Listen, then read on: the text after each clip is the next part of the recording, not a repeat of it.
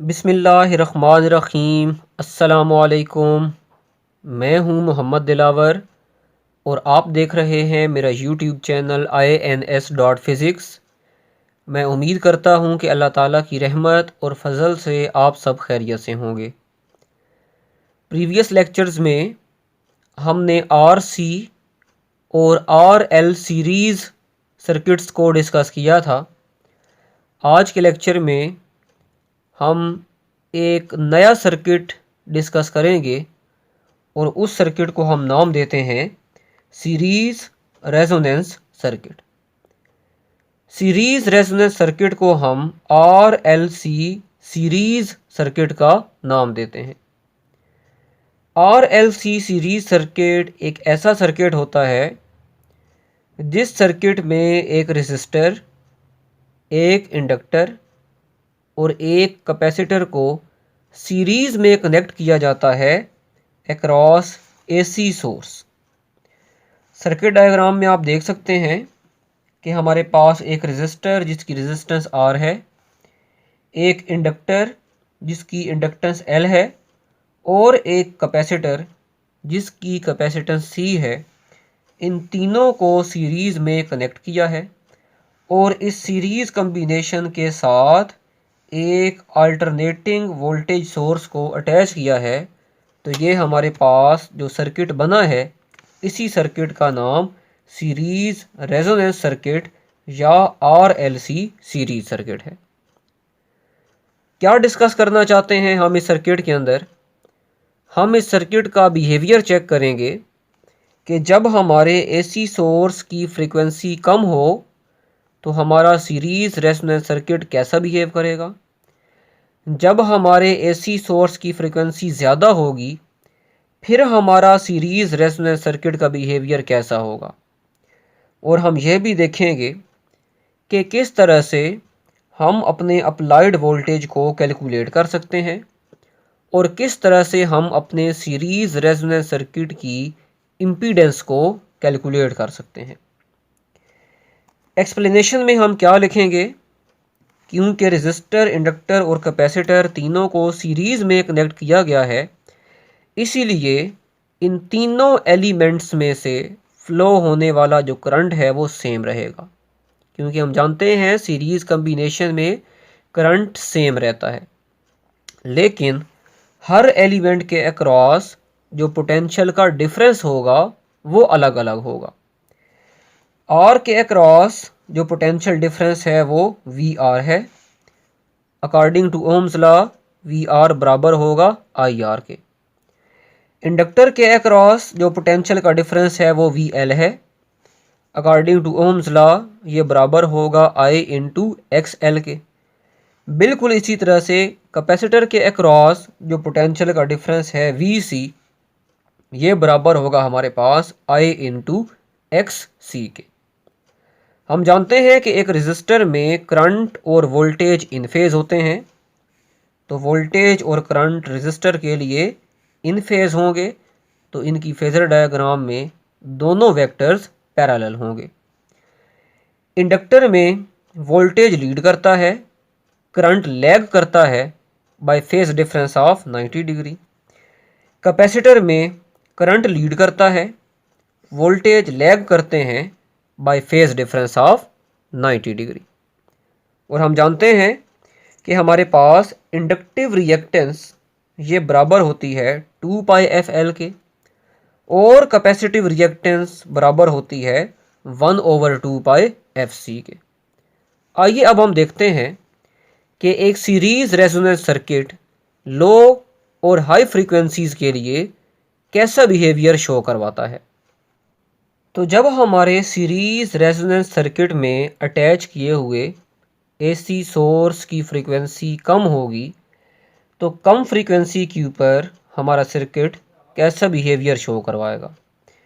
देखें, किसी भी रेजिस्टर की जो रेजिस्टेंस होती है वो कभी भी फ्रीक्वेंसी पर डिपेंड नहीं करती, लेकिन कैपेसिटर की रिएक्टेंस और इंडक्टर की रिएक्टेंस, ये दोनों रिएक्टेंस फ्रीक्वेंसी पर डिपेंड करती हैं।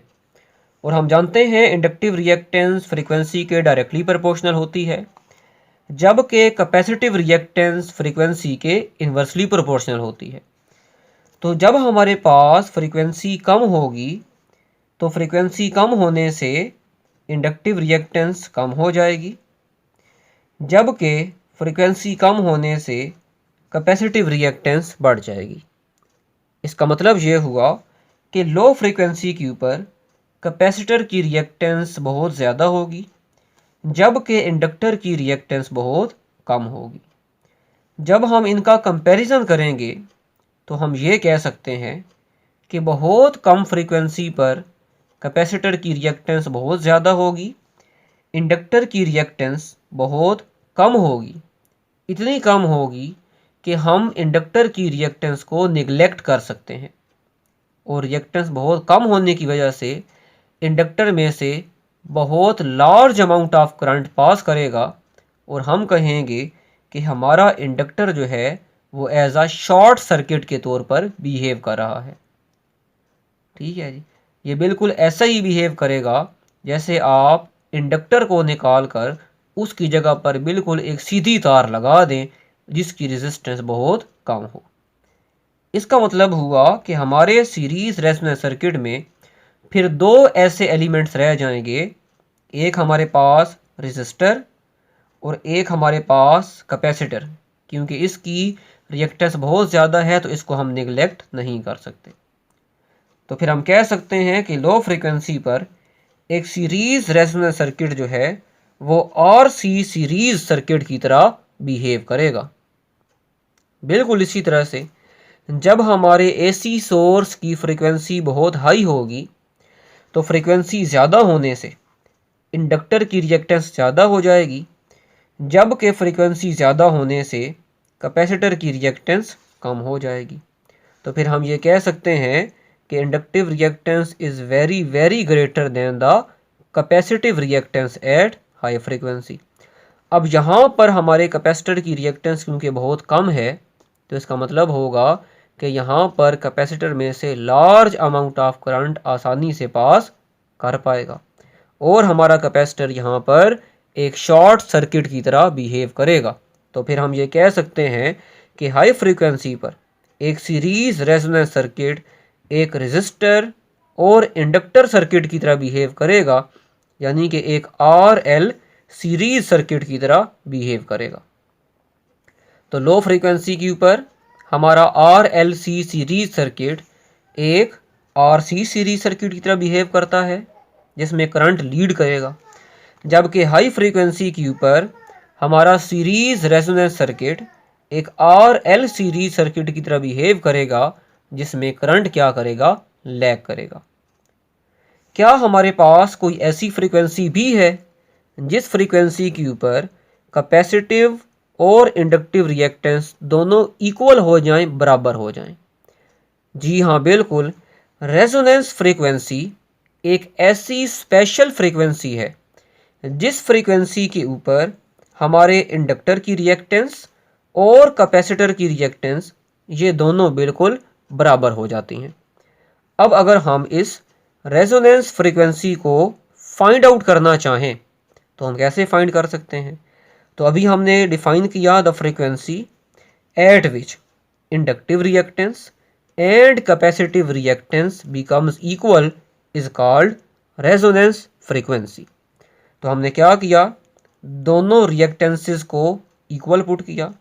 हम जानते हैं इंडक्टिव रिएक्टेंस बराबर होती है 2πfL के और कैपेसिटिव रिएक्टेंस बराबर होती है 1/2πfC के। F यहाँ पर डिवाइड हो रहा है, इक्वेशन की दूसरी साइड पर जब ये शिफ्ट होगा तो इस F के साथ मल्टीप्लाई होगा तो इधर हो जाएगा f²। 2πL इसको हम इधर लेकर आएंगे तो एक्सप्रेशन कुछ इस तरह से बन जाएगा हमारे पास, और जब हम इस इक्वेशन का दोनों साइड्स पर स्क्वायर रूट लेंगे तो मेरे पास फ्रीक्वेंसी बराबर आ जाएगी 1/2π स्क्वायर रूट ऑफ LC, और इसी फ्रीक्वेंसी का नाम हमारे पास क्या है, रेजोनेंस फ्रीक्वेंसी। तो जब भी हमें इंडक्टेंस और कैपेसिटेंस की वैल्यू दी जाएगी और हमें कहा जाएगा रेजोनेंस फ्रीक्वेंसी को कैलकुलेट करें, तो इस इक्वेशन को इस्तेमाल करते हुए हम रेजोनेंस फ्रीक्वेंसी की वैल्यू को कैलकुलेट कर पाएंगे। हम जानते हैं कि फ्रीक्वेंसी को हम हर्ट्ज में मेजर करते हैं या फ्रीक्वेंसी को हम पर सेकंड में भी मेजर करते हैं। इसका मतलब हुआ कि ये जो सारे का सारा फैक्टर है, इस पूरे के पूरे फैक्टर का यूनिट मेरे पास क्या होगा, पर सेकंड। या हम ये भी कह सकते हैं 1/2 पाई, इसका तो कोई यूनिट नहीं होगा, तो फिर मेरे पास जो रिमेनिंग फैक्टर होगा 1/√LC, इसका यूनिट अगर पूछा जाए तो किसके बराबर होगा, पर सेकंड के। और जब हम सिंपल √LC की बात करेंगे तो इसका यूनिट किसके बराबर आएगा, सेकंड के बराबर आएगा। अब हम डिस्कस करते हैं कि एक सीरीज रेजोनेंस सर्किट के लिए हम वोल्टेज की फेज़र डायग्राम को किस तरह से बनाएंगे। तो अगर आप रेजिस्टर और इंडक्टर के लिए फेज़र डायग्राम देखें तो दोनों में हमने करंट को शो करवाया है अलॉन्ग एक्स एक्सिस, लेकिन कैपेसिटर में करंट हमने शो करवाया है अलॉन्ग वाई एक्सिस। तो अगर मैं इस कैपेसिटर की फेज़र डायग्राम को 90 डिग्री क्लॉकवाइज डायरेक्शन में रोटेट कर दूं तो मेरे पास यही फेज़र डायग्राम जो है वो कुछ इस फॉर्म में कन्वर्ट हो जाएगी। इस फेज़र डायग्राम को हमने क्या किया, क्लॉकवाइज 90 डिग्री रोटेट कर दिया, तो यही कैपेसिटर की फेज़र डायग्राम कुछ इस फॉर्म में तब्दील हो गई। अब रेजिस्टर में भी करंट ये है, इंडक्टर में भी करंट ये है, कैपेसिटर में भी करंट ये है। तो हम जानते हैं सीरीज़ कम्बिनेशन में तो करंट सेम रहेगा, तो फिर हम वोल्टेज के लिए फेज़र डायग्राम बनाएंगे तो हम तीनों वोल्टेज के जो फेज़र वेक्टर हैं इनको कंबाइन कर देंगे। ये हमारे पास VR है, ये हमारे पास VL है, और अब नीचे हमारे पास आ जाएगा VC। तो यही फेज़र डायग्राम हमने यहाँ पर दिखाई है। This is VR, voltage across register, this is VL, voltage across inductor, and it is VC, voltage across capacitor. अब अगर हम अपने सप्लाई वोल्टेज को कैलकुलेट करना चाहते हैं, यानी कि जो अल्टरनेटिंग वोल्टेज सोर्स हमने RLC सीरीज़ कम्बिनेशन के साथ लगाया हुआ है, उस वोल्टेज सोर्स की वैल्यू को कैलकुलेट करना चाहते हैं, तो देखें हम कैसे कैलकुलेट करेंगे। हम यहाँ पर इजीली देख सकते हैं कि VL और VC दोनों वेक्टर्स बिल्कुल एंटी पैरेलल हैं। अगर मेरे पास VL जो है वो VC से बड़ा होगा तो फिर मैं क्या करूँगा, VL में से VC को माइनस करूँगा, लेकिन वेक्टर की जो डायरेक्शन होगी रिजल्टेंट की, वो वही होगी जो डायरेक्शन हमारे बड़े मैग्नीट्यूड के वेक्टर की है। तो हम कह रहे हैं कि VL is greater than VC, तो VL माइनस VC किस तरफ लाई करेगा, VL की तरफ। तो ये मेरे पास वेक्टर बना VL माइनस VC, और ये मेरे पास है VR। अब अगर ये मेरे पास पहला वेक्टर हो, VL माइनस VC, ये दूसरा वेक्टर हो, तो हेड टू टेल रूल से हम अगेन इनको ऐड कर सकते हैं। हेड टू टेल रूल के अकॉर्डिंग सेकंड वेक्टर को यहाँ से उठाएंगे, पहले वेक्टर के हेड पर लेकर आएंगे, और फिर पहले वेक्टर की टेल को दूसरे वेक्टर के हेड के साथ ज्वाइन करवा देंगे, तो ये मेरे पास रिजल्टेंट वेक्टर आएगा। और क्योंकि हमारे दोनों वेक्टर्स वोल्टेज के हैं, तो मेरे पास जो रिजल्टेंट वेक्टर आएगा वो हमें क्या शो करवाएगा, रिजल्टेंट वोल्टेज को शो करवाएगा, यानी कि वो वोल्टेज जो हम AC सोर्स के थ्रू अपने सर्किट को प्रोवाइड कर रहे हैं। तो अगर मैं यहाँ पर पाइथागोरस थ्योरम लगाऊं तो फिर मैं लिख सकता हूँ V is equal to VR square plus VL minus VC square whole का स्क्वायर रूट।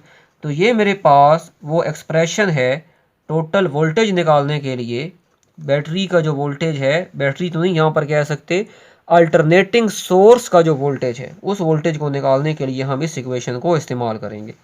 और अगर हम यहाँ से थीटा कैलकुलेट करना चाहें तो वो बराबर होगा tan इनवर्स थीटा के सामने perpendicular VL minus VC divided by base VR। और जब मेरे पास VC बड़ा हो जाएगा VL से, तो फिर मैं VC में से VL को माइनस करूँगा, और फिर मेरे पास जो वेक्टर होगा वो डाउनवर्ड डायरेक्शन में लाई करेगा, VC माइनस VL, और ये मेरे पास होगा VR।